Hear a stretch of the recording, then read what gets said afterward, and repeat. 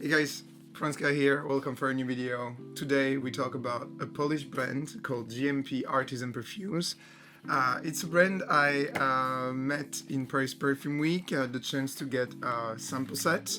And I thought that they had a really interesting take on a different style. I smelled a few things that smelled like 80s fougère. I smelled a perfume that smelled like garage oil, like a bit like Nuvolari from Robini. I remember also smelling mossy soil that was a really thick green chypre, a bit sweet. And I thought we will do a first impression today. So for information, they gave me a catalog. The image is absolutely great. So this is the perfumer behind the brand. It's a brand created by Jakub Pietrinka that was created in 2019. They have cool little 30 ml bottle with metal caps. The image is on point and the perfume seems really nice. So let's try them together. I have the chance to have the description. I wish every brand will give that kind of catalog because it's so nice. And let's start. What do we have here? We have 10 perfume to try together. The first that's on the catalog, we're gonna follow the catalog, is called Endless Forest, and here's the little sample of it. And I'll try to make this not too long because then it can be a bit overwhelming. So here is the blotter. Yeah, let's go.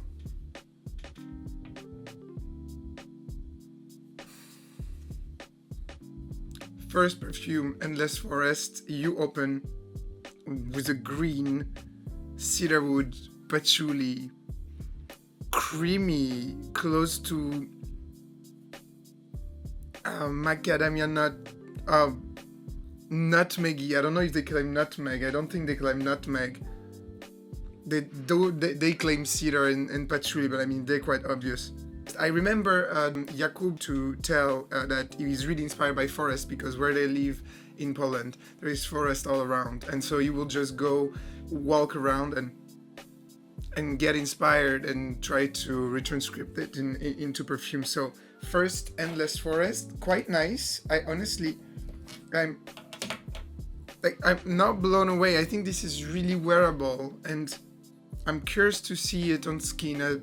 Could be a cool daily, something you don't think too much too rich, but that you enjoy wearing.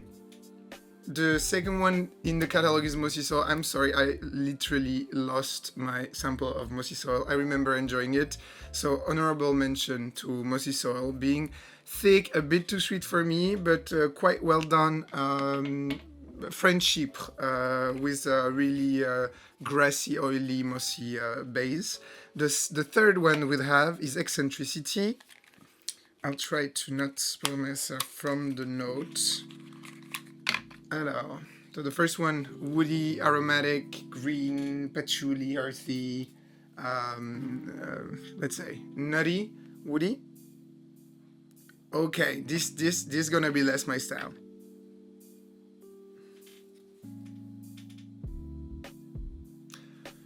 From the start, this is a gourmand. It's in the gourmand territory. What I get, it's caramel. It's something like roasted coffee beans and some like sweetness. It's not overly sweet. I know from the start that this is not my type of perfumes, but it seems like a coffee gourmand. Again, it's called Eccentricity. That's the second one we tried today. They claim rose, jasmine, caramel, coconut, sandalwood, vanilla, cappuccino, almond and butter. And white musk and ambergris in the base.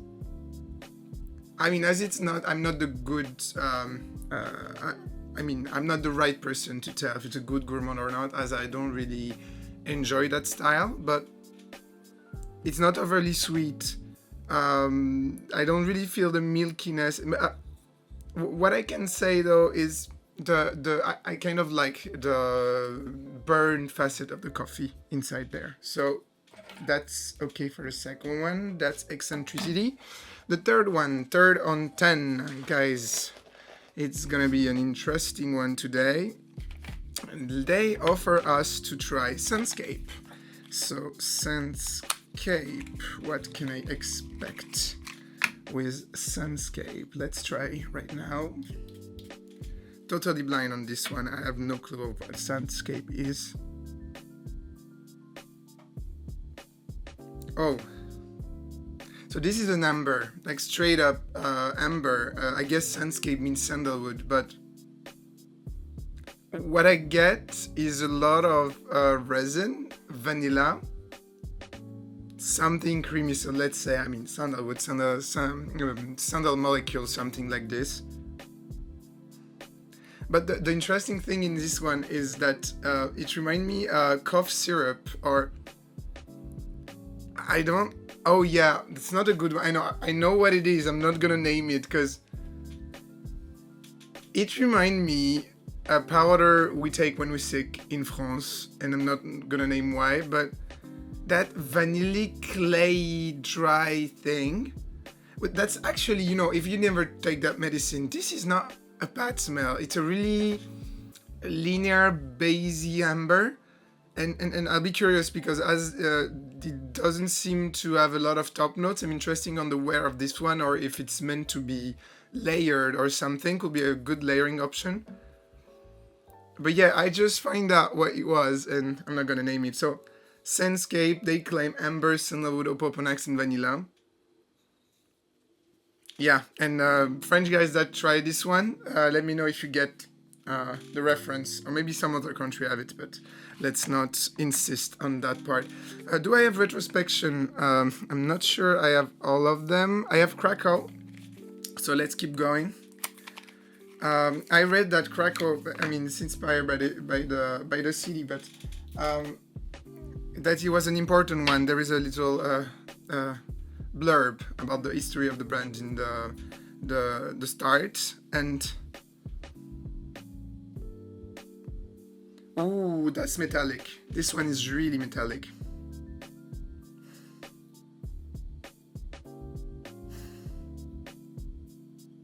So I have a weird association with this one. When I just spray it, it reminds me two things. It reminds me, I don't have it right there. I wish I had the reference. I'll name it on the screen. L'eau d'amiel scent, it did, that I could smell recently. And it also reminds me a strange mix of light and dark from Neanderthal, with that metallic, humid, I guess, you know, the metallic come from citrus eventually. I don't know how, yeah, bergamot, I guess. Leathery, grassy, yeah, those green metallic things. And so this has a weird association in my mind. It's really interesting because even if I name the two other, the L'eau d'amiel one and the light and dark of Neanderthal, they're kind of exploratory. So I think, while this is not the most typical scent DNA, it could be really interesting to wear and see. I don't tend to smell too much of the nasty molecule.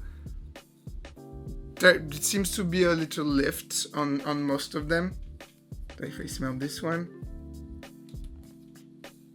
yeah, I don't get any headachy feeling smelling them. And even this one, I was kind of worried with the metallic note that could be like straight up amberwood, or even if there is a bit of it, it's not overwhelming me.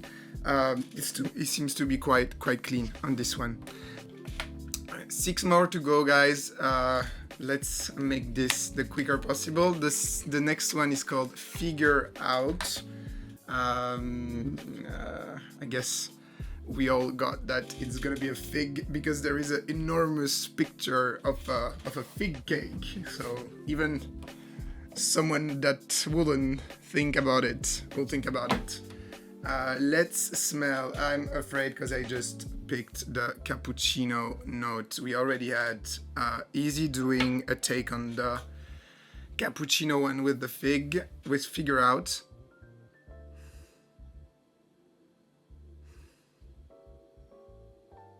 So I guess here you use the same molecule that do the structure of the previous one, but it's quite a dry, fig in the way. It's quite a green fig. There is freshness inside. There is a hint of the gourmandish. It's not overly, and they claim rum that I didn't get, honestly, but it's not the more gourmand take on fig. It has freshness, but it has also thickness and layers in it. Yeah, not terribly my cup of tea, but it can be interesting if you love fig fragrances. Ozone, they must have a clean scent. Do they have a clean scent? Let's discover it with Ozone. Do the pyramid look? It looks like a clean scent. But it looks like an interesting clean scent with what I see. Let's check it. Ozone on this one. Oh, this one I like this one. I like this one.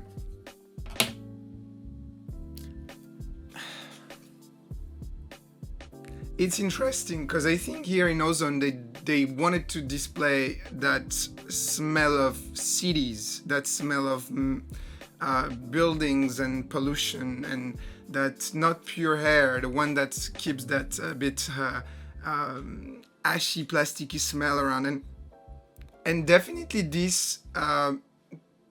So interestingly plays with violet and saffron, which also interestingly enough, anytime there is clean and spicy and saffron nowadays, you think about Ganymede.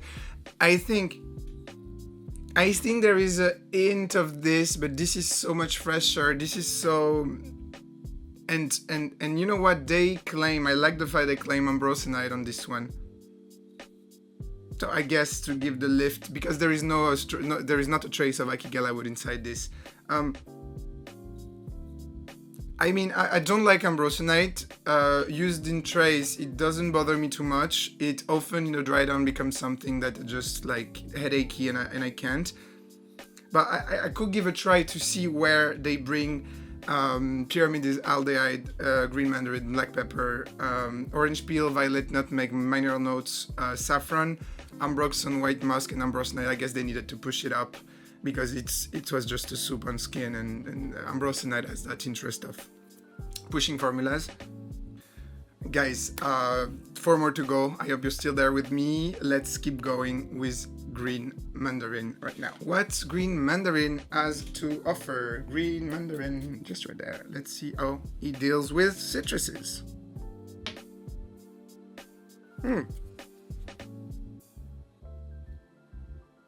Okay.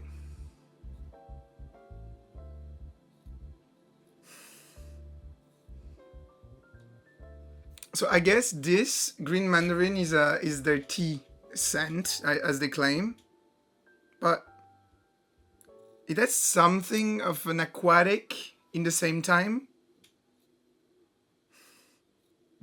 You have that. I'll bet there is vetiver in the formula, and that's because in some way I don't really smell cologne or the basic, structure of a blue scent. The citrus in the opening are good. My thought on vetiver is always when I see grapefruit, I'm like, I'm gonna play with vetiver in this one.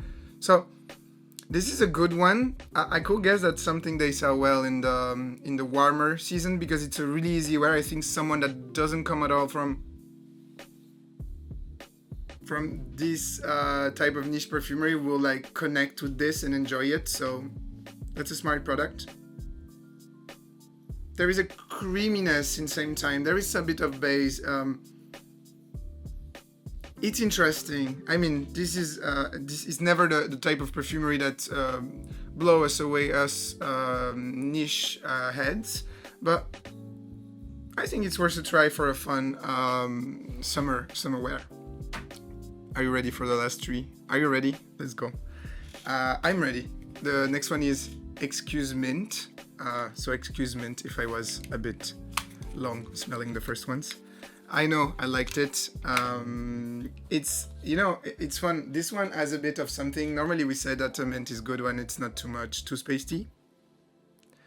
Not gonna lie, this one I think is too spacey, but what it does, it has a bit of the Altoids.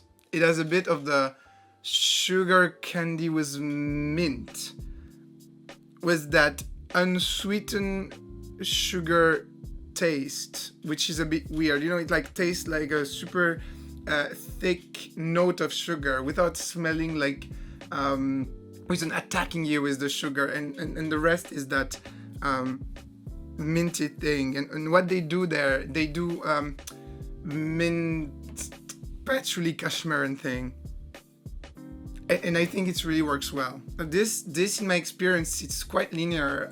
It has a really acceptable lasting power, and it's straightforward mint. Straightforward. Back at it, guys. Okay. So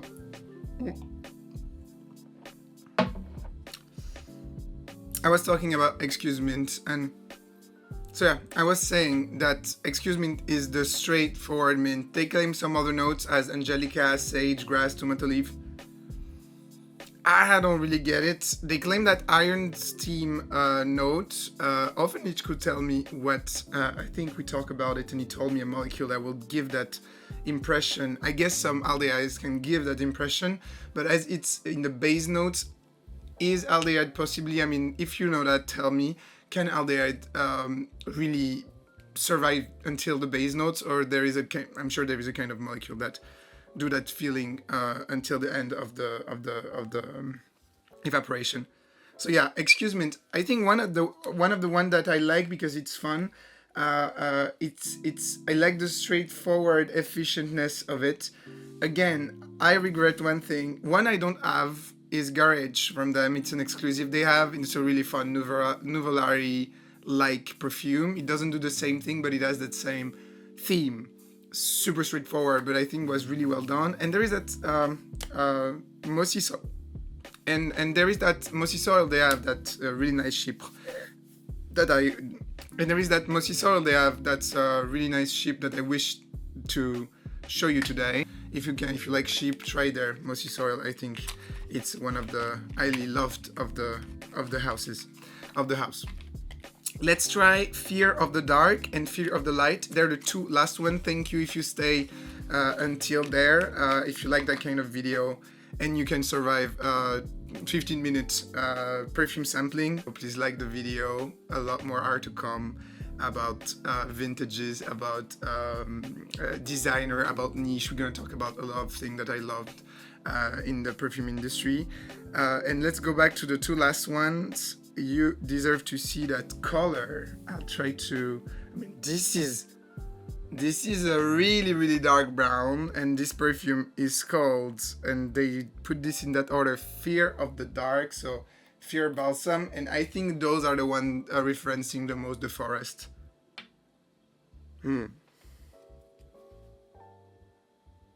Oh yeah.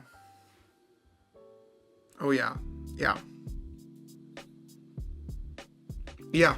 Oh, this is good. This smells artisanal. This, it's fun. It has a bit of the Silette from Shekor and those kind of green, fresh and dark, but it has also something really smoky inside. And I get resinous. I get something piney. I mean, Fear of the Dark. You can expect Fear Balsam to be and give a piney thing. I smell some spice, like cold spices, like pepper. I smell some incense. I do think this is one of the good artisanal incense, and I'm not talking about their traditional take on incense, but more, I think this could be marketed differently, and I mean this is rightly marketed there as Fear of the Dark, but I think this in a bottle more gothic could even work. So it gives you, if you like that Sorcinelli style but a bit more artisanal, if you like Cardoni, I don't know, that resinous, leathery, a bit sweet thing, I really enjoy. I guess from the start that's the one that gave me the more emotion, Fear of the Dark. And the interesting part, they have a Fear of the Light. So if I remember well, I expect those to be the one also referencing around their home. And do we have the Fear of the... Or did we finish? I'm sure we had Fear of the Light. That's right there, yeah. Let's finish with Fear of the Light. I'll re-smell quickly and give my last impression. Honestly, yeah. Oh yeah, I like this one. It smells artisanal though. You know what we all feel with that dusty feeling on some. This also smells a bit like this, but it's well done.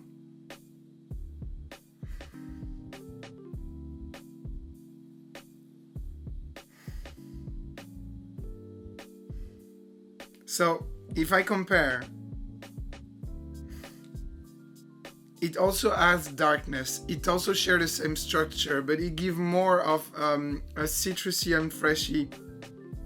And you could say, and I think it's Clarisage there that do it, but it brings you back a bit. It brings you back a bit in the Excuse Mint type of thing.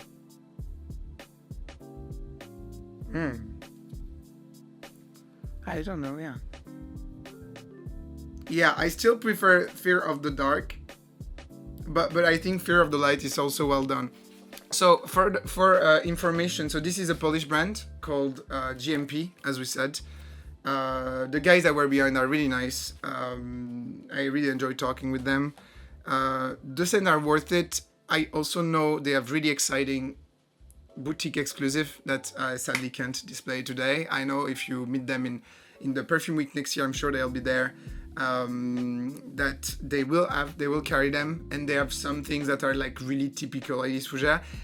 I'd say even the thing I prefer from the brand is not what they gave me in the sampling set, but I was really excited to smell them today. So yeah guys, my favorite of this sample set I'd say are Fear of the Dark. I like the Excuse Mint, and I'm quite curious to try Krakow on skin. This sample set will go to a friend, and exploration will keep going, and I can't wait to know what they will think about this house. I still think my favorite are the Mossy Soil, the Fear of the Dark, but also those aromatic fougeritos that really bring me in the field of, if you know, Arrogance. That's one of the first eau de parfum pour homme of the history. That's a really incredible green, mossy fougère that I really enjoyed, and it's just a store exclusive.